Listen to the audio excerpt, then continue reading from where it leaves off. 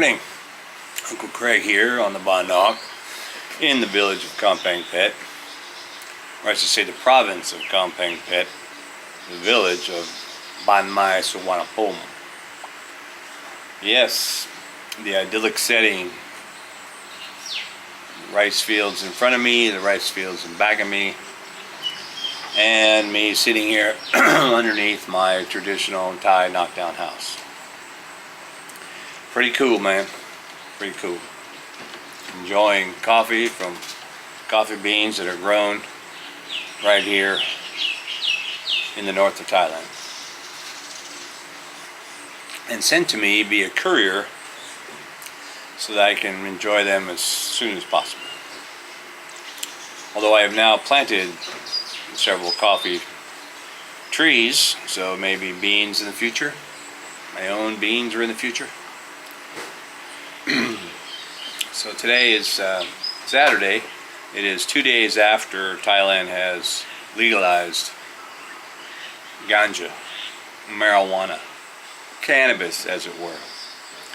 And although everything I read and listened to shares that, you know, totally cool, but there was this 2% rule.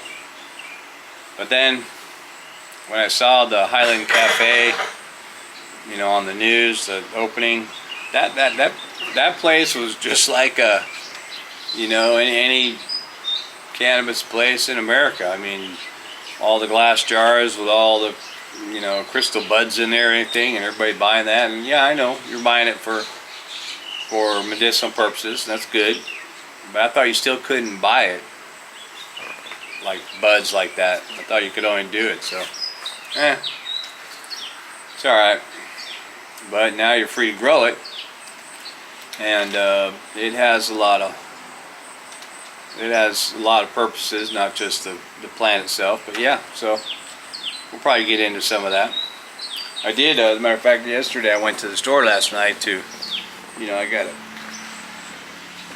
rehydrate myself all the time here on the farm. So I saw this, I picked it up, bought me some B12 cannabis water. Right, I knew it was just a matter of time before somebody put cannabis in water.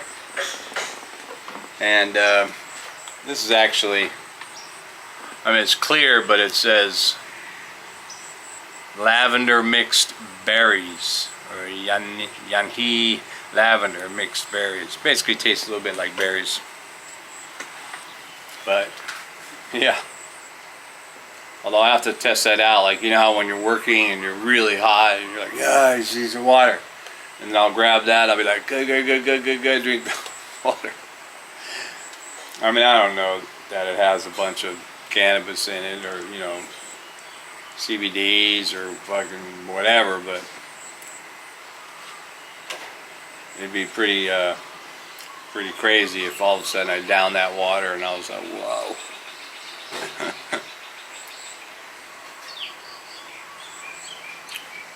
I don't know if the weather's changing, but, you know, we did get rain, and I guess it really hasn't rained. Sprinkled a couple days in the past couple days, but it's still, you know, overcast, cloudy, and muggy.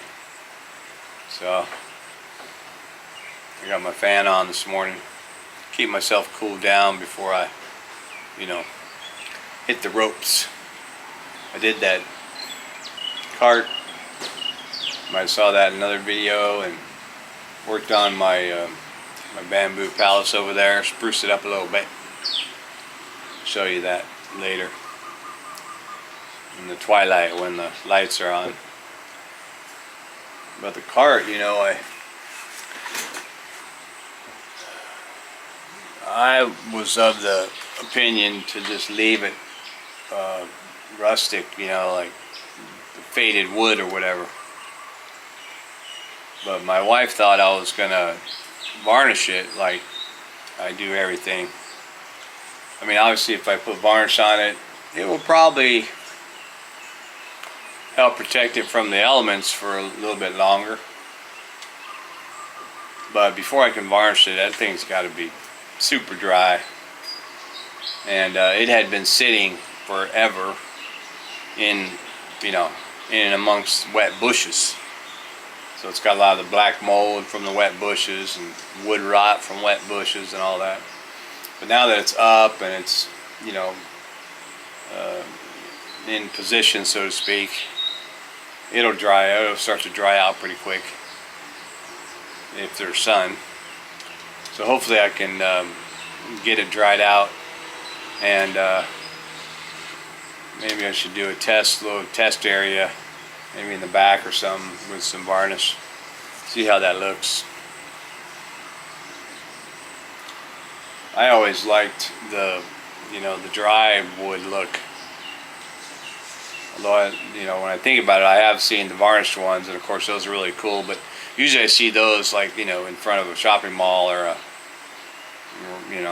a business or something like that, or just in photos that are all nice and varnished and stuff. But yeah, I'll do something with that. Go out and about today. I think I need to. I want to get some more plants, flowers. I want to put some flowers by the cart, maybe with no vines or anything, but I like to accent things around the property with plants and flowers, whatever, because not just that it looks good, because everybody knows that stuff looks good, but it kind of changes my mindset. It makes you feel better or whatever. Not that it's something that you feel bad, but that these kind of environments tend to promote kind of a positive vibe, and that's really what I want to do right here on the farm, is create multiple opportunities that create a positive vibe. For me, hanging out in the bamboo palace, feeling good, relaxed, we're on the boat in the lake, pond, putting the big water lilies in the pond. When those get going, I think there's 2 blooming now, maybe. I bet you they're blooming this morning. Maybe we can go look at that. But 3 or 4 or 5, a dozen of those. I've always liked those. When we lived on the island of Saipan, we had I don't know what the barrel was. Maybe it was just a big plastic tub, water tub, or it might have been a big planter. I don't know, I forget. But we had gotten a water lily. I think we got it from another Thai person on the island, and we planted it there in the water. And oh my God, that thing! I kid you not, that thing grew. Not only did it grow super tall, a couple of them, but the flowers, they were like this big. These flowers, it must have been a giant lotus, seed or whatever they call it, a giant lotus strain or something. But they are gorgeous. It's very, very big. And of course the lotus flower has its ties to Buddhism and purity and things like that. So just always those flowers have always gave me a good feeling. And of course we offer those flowers, right, to not usually the bloomed ones, but to the temple and stuff. And that's pretty cool. Oh yeah, I gotta get those out. Dang, man. See that? I can't, I kind of unconsciously, as my finger starts to get better and not hurt so much, I unconsciously do things with it that I did before that I probably shouldn't be doing, like going like this, snap my fingers. So if I go to snap my finger, even though it's these 2 fingers, it throws this finger, and I snapped it and it kind of boom, shocked that one, and that's what hurt. It's still got the scab in there, it's a thick scab, it's a deep scab, so I know when it comes out there's going to be, that's where the serious divot will be with the flesh missing. But it's been, what, that was like March or something. Late March maybe, or beginning of April, May. Here it is, June. It's been well over 2 months, and I still have a scab on my finger. I don't know, man. I'd hate for the scab to get infected. That'd be a real. But what am I going to do now? What am I going to do today? Yeah, I think today's an out and about day. I'll do a walkthrough on the property, remind myself of some other things I need to do. But then maybe I'll get going, get out there and get a few things I need. I did buy a second water pump, and because I was thinking of, the pump I have back there is it's 40 liters per minute, which is plenty for a house. Usually that's like 13, 15 liters per minute is sufficient pressure, but it's coming from all the way across the yard, so it's going to lose, and it has a little bit of an uphill, so it's going to lose volume probably per minute as it traipses all the way across the yard, and by the time it gets here, it's notably different. I mean, yeah, I have a rainfall shower, so it just kind of comes out like that anyway, but I can tell the difference because the knockdown house is half the distance between, or a little bit more than, less than half the distance away from the pump, between the house and the pump. And the water pressure in the small knockdown house is pretty good. It's normal, like, especially with the bum gun. But up here, it's just more gentle. And so I'm thinking I want to increase that. So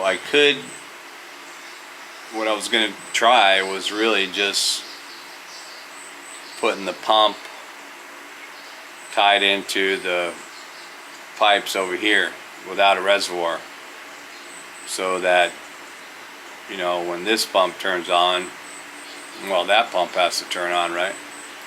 And it'll help suck it up, and then I'll have that pressure because it'll be right here, so it'll go, yeah. The concern, of course, I don't know if I read about that, or researched it, but if this pump is sucking faster than that pump is pushing, probably gonna be a problem.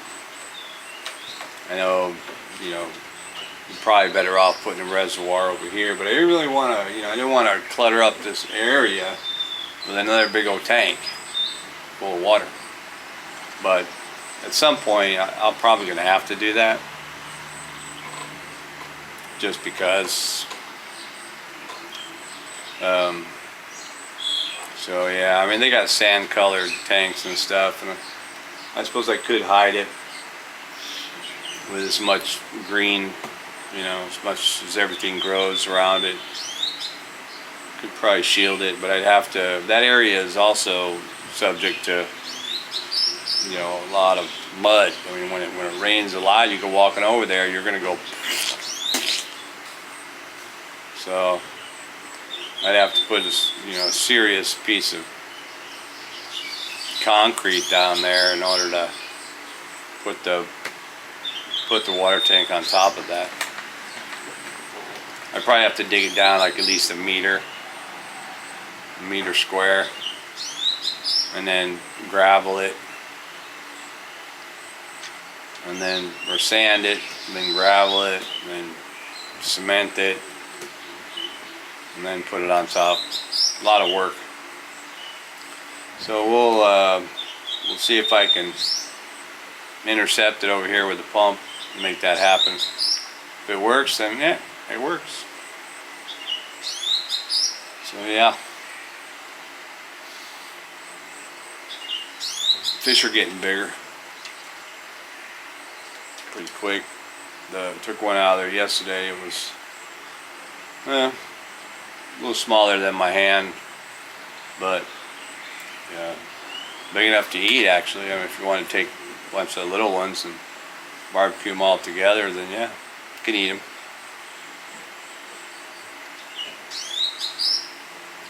So yeah, well, let me walk with me over to my pond. Check on my lotus flowers.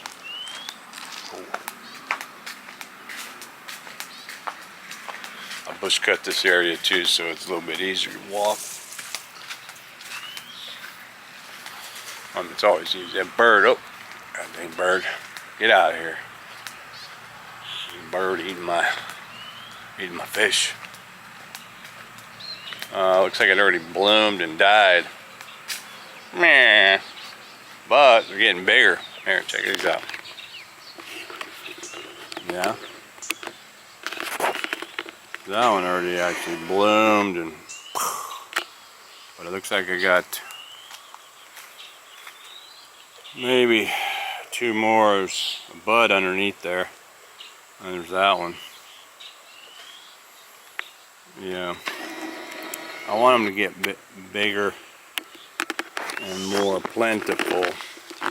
So I want to try and use my iPhone macro lens for that. Wait a minute, you know what? I just saw something, and that is that this pond is full, man. I just see that now. One, I mean, the first thing I noticed was that these guava trees here, that the branches were touching the water, and I was like, oh, whoa, wait a minute. And I looked at the water. Bam, that water's right up to the edge here. I don't know if from my other videos you guys can see these, but or you can go look at them. But that water is right up there, man. Very full. Wow. I think this is the most I've ever seen it. I think I should have, whoa, let me zoom back out on that one. It's a little too much of me. But yeah, this is definitely the fullest I've ever seen it. I've never seen it overflow. But I know that with it full like this, it's probably over my head. You know? So, I don't know how strong these trees are. That tree over there is pretty tall. I don't know how strong it is. Maybe I say that because I'm thinking tree swing. Whoa, cannonball! In the water. Yeah. There's your fishes coming at me because they think I have food probably. Yeah, buddy. What are you guys doing?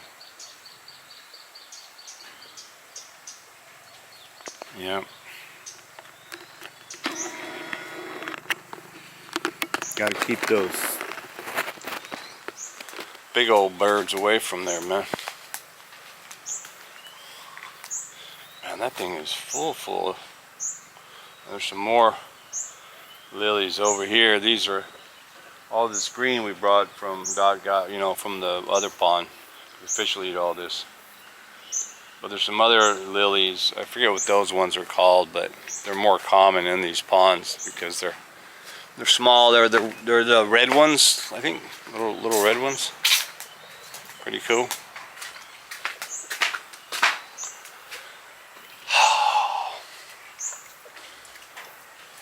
This is the porch. I did make a this is put this light up here the other night. I made it go down into, it used to be this light over here, the enclosed light, but it was just hanging right here. We did that for the bugs, but it wasn't really doing the thing, man. Of course that was 10 years ago, but the bracket was still there. So I left this bracket, and then what I did, I found a piece of bamboo that could fit in the pole, and then I went all the way out there and just really put a waterproof socket and light, plastic LED, so it can rain on it, no problem. And it actually comes, you know, already with the plug, and so at night we just take it and plug it into the outside socket, and then you'll see the little tornado of bugs over there, and as predicted, they fall down and the fish have at them when they're falling in there, which is pretty cool. I mean, that's kind of, you know, that's what we designed it for. Oh, better get my shoes.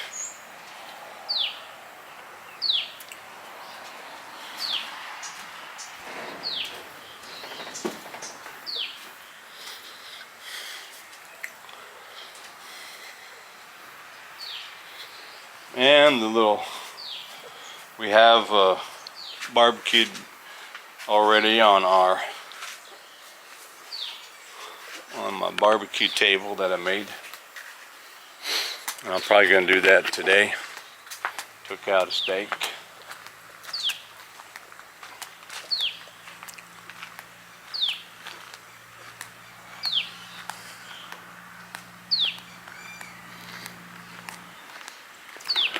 This and the rice, by the way, is growing pretty quick. Water come in last night, you know, from the canals. That's probably why that pond is so full. Somehow it got more water. But yeah, rice will be growing pretty quick, pretty soon. It only takes a couple months before that thing gets big. And then here, in this pond, you see, I know the water's higher here as well, because these posts, usually when the water level is down, the green algae, it leaves a mark on the post, and then you can kind of see maybe there's this much algae showing or whatever. But now there's hardly any showing, so the water has risen up to maybe the average water level for the algae, right? And which, even though Dodd has been out there and put in, you know, collected just probably 100 buckets worth of that algae to feed the other fish, you know, that stuff doubles like in a day. It's like the what's that? It's like that morning glory or pack boom, you know, boom, boom, boom. That stuff just keeps growing and growing and growing. It would actually, it's growing on the side of the road here, and it would creep all the way across the road and create a green path in there if we let it. This tree, we had to butcher it down because of when we moved the house in, you know, it wouldn't fit in the road, right? I don't know if I showed that one picture where the house got stuck and fell into that ravine, and so it was tilted, and they had to dig it and fix it before we could get through. But we had to chop off a couple big old branches. But we're still in mango country, man. It seems like, you know, the mango trees are the hardiest, even the ones growing in the water down there.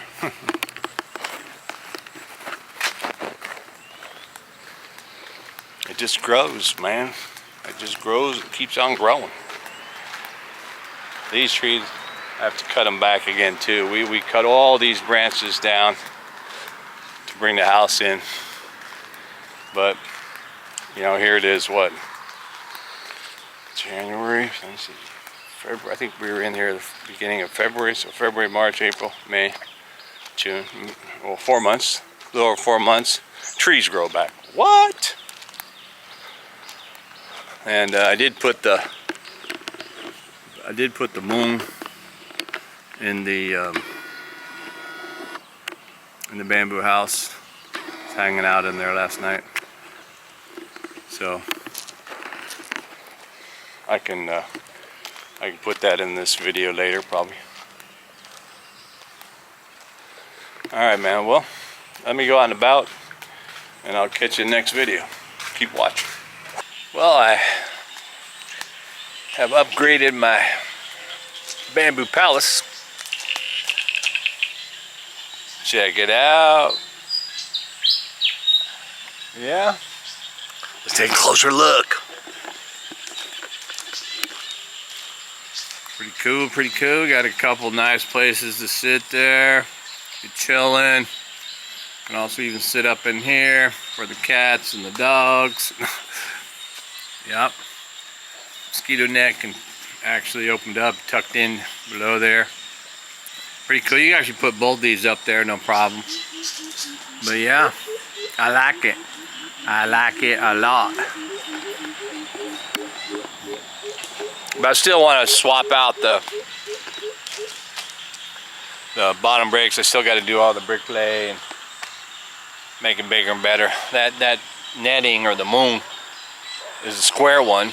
I do have the bell drop one, but I just want to see how that one looks today. Pretty cool. It was raining earlier, but come out all right. Oh, they did manage to swat. I ran into a little head of bees or whatever, and I think I squished one right on my mouth, man. My whole mouth swelled up. I've been putting ice on it, but I think I got stung in the face, man. Either that or I wiped the poison on me or something. But now I can't taste anything. Bastards. But yeah, it's a nice night, cool night. Done with my fun. And also, I think I probably already showed this in this video, but got the long queen all set up. That's a nice shot right there, huh? Relaxation. I'm gonna have to give me something to drink and get over there. All right, man. Next video. Thanks for watching.